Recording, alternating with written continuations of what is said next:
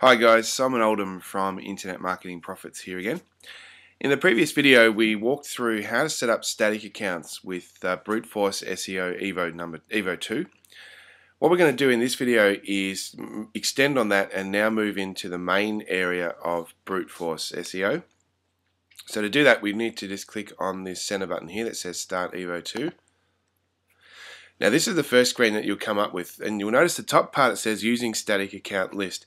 Now here you can go in and actually change which static accounts to use. Now we've done this in the previous step and we've set up the one for real estate in our case, so we're going to choose that one.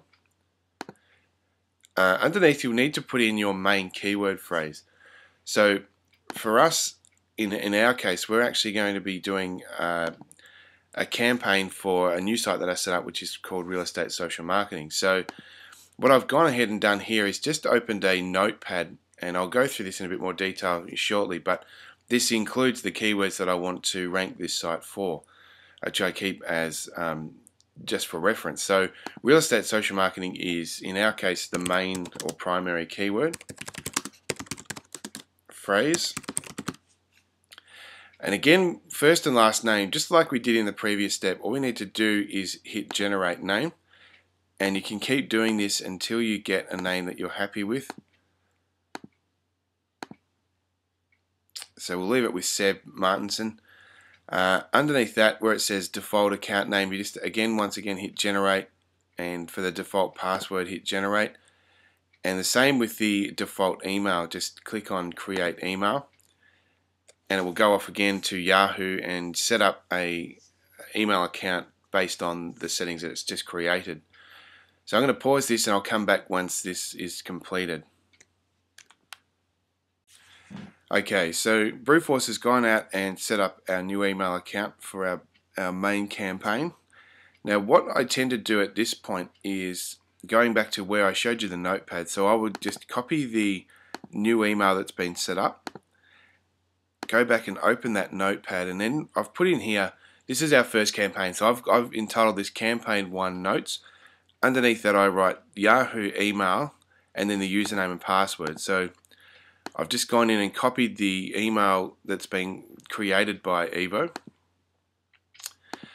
and also the default password. We'll need to copy that and put that back into the notepad,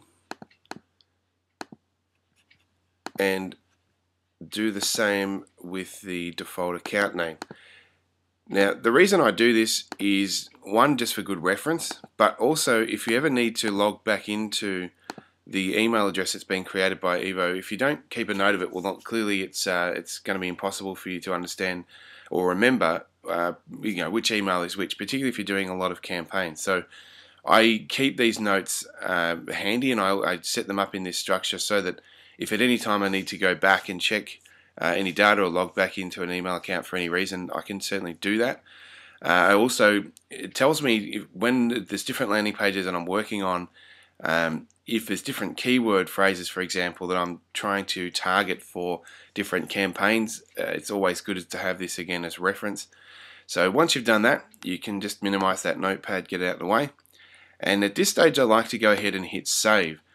Now it'll open up the saving box, and with these I normally would put, in this case I'm going to put real estate campaign 1, and that should be fine, just so that you, again, if you're doing a number of campaigns over time, just numbering your campaigns again, you can sort of at a quick snapshot see how many campaigns you've done, and how quickly it's been for you to rank for those particular keyword phrases. So real estate campaign 1, we'll just go ahead and save that, and once you've done that you can click on the next button and move to the next screen. So the first one we see is main URL. So in our case this is the site that we want to promote. So I go up and just copy the URL, come back to the wizard and paste that in there. Now site RSS, if you've set up a XML feed, then that's what you would put into this address bar.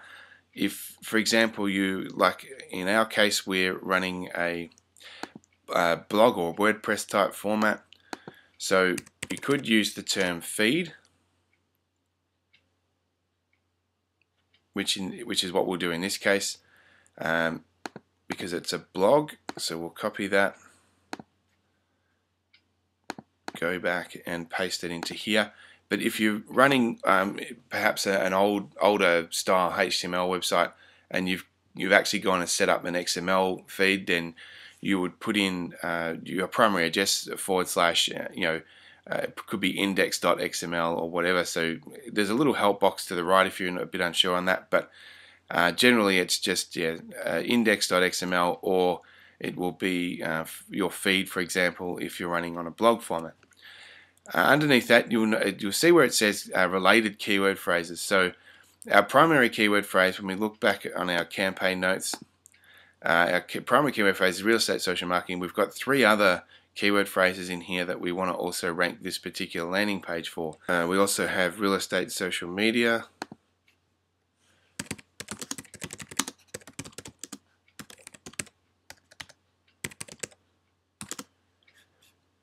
and we have real estate social media training,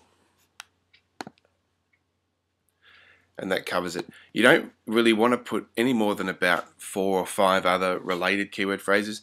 I mean, primarily if you're targeting one landing page, which we are, of course, you obviously want to have a primary keyword phrase that you're targeting, or your main keyword phrase for that page, and then any secondary or third keyword phrases that are related to that page. But really you don't want to go any more than that. In our case, we've created the page and we've done a lot of on-page SEO so that we can rank for those 4 keyword phrases, but as a rule that's probably pushing the boundaries a little bit. You'd want to stick to about 2 keyword phrases by rule.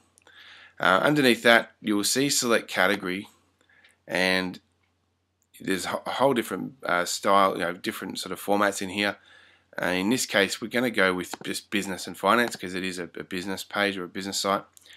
Now underneath that, if you've got videos, for example, that you've created as for promotion or so on, you can go ahead and set up this video section in here. Now in this case, we haven't done that, so I'm just going to skip over that, but it's not necessary. You don't have to do you don't have to do these video sections for the software to work or for the software to perform well. So we'll just skip over that, hit next. Now the good thing about EVO2 is that it also goes out automatically and finds articles that are in relation to the content or the style of your site. So in this case, all we need to do is hit get articles, and Evo will very quickly go out and find articles that are in relation to what we're doing. Now it's come back here and given us a few suggestions. Okay, you'll find that some of them are not always exactly what you're looking for, but you can go ahead and just delete them one by one. They don't have to be exact in terms of your particular market or what you're focused on, but you want to try and get them as close as possible to your focus, your area of focus. In this case, I'm happy with those 3 articles. You don't really need to do any more. 3 or 4 would be ideal, and that's the number that we generally work with from our side. So once you've done that and you're happy with that, you can go ahead and press next. If you have any additional RSS feeds, external feeds that you're using, for example, you can go ahead and add them in here. Generally, I don't, so we'll just hit next. Now, this part is quite important. The About Me section, what you can do in here is just enter in a short bio.